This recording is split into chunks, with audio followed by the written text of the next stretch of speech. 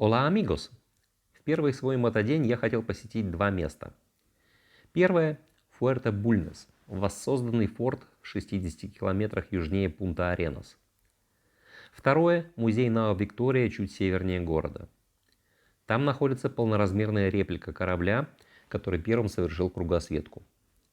С выездом, правда, пришлось подождать до полудня, не хотелось ехать под дождем. А где же Патагония, господин Паганель? Это и есть Патагония. Так называется южная часть американского материка. А там, на юге, огненная земля.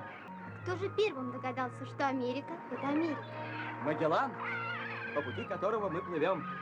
В 1520 году на своем судне «Тринидад» он первым прошел через этот пролив. Как раз на территории парка Магелланова пролива и находится форт Бульнес. Этот форт был создан 30 октября 1843 года, чтобы установить суверенитет Чили над проливом.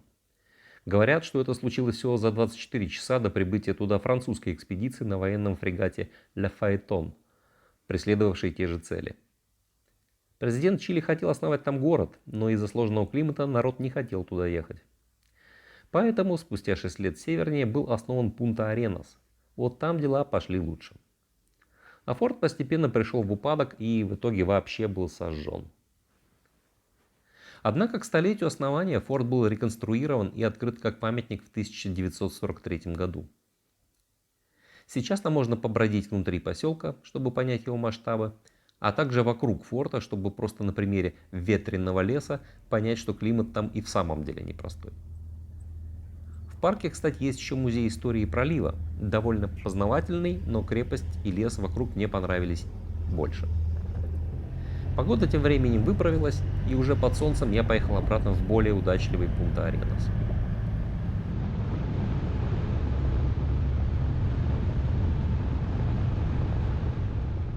К северу от города находится музей с репликой двух кораблей, совершивших кругосветки. Первый – это, конечно же, Виктория. Единственный из 5 кораблей экспедиции Магеллана, добравшийся обратно до Испании. Причем на эту реплику можно зайти и исследовать нутро корабля. Я приехал туда уже под закрытие, так что был там совсем один. Смотритель впустил меня и куда-то свалил, оставив меня одного на закрытой территории. Так что оба корабля были полностью в моем распоряжении. Первым делом я отправился на борт Нао-Виктории. И, честно говоря, я был шокирован. Насколько корабль на самом деле небольшой и тесный, с низкими потолками. И как люди буквально жили неделями в таких условиях. Как вообще можно было пересечь Тихий океан на таком небольшом судне? Вот она, сила неведения.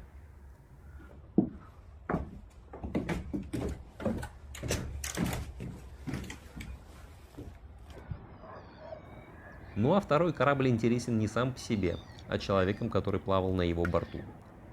Хотя в честь корабля назван пролив в архипелаге Огненная земля, пролив Бигля. В 1830-х годах барк Бигль обогнул Южную Америку, а знаменит он тем, что в этой экспедиции принял участие один молодой натуралист по имени Чарльз Дарвин. В общем, день оказался насыщенным погружением в историю и ее загадки. Неплохо для разогрева, но дальше будет погружение в красоты природы.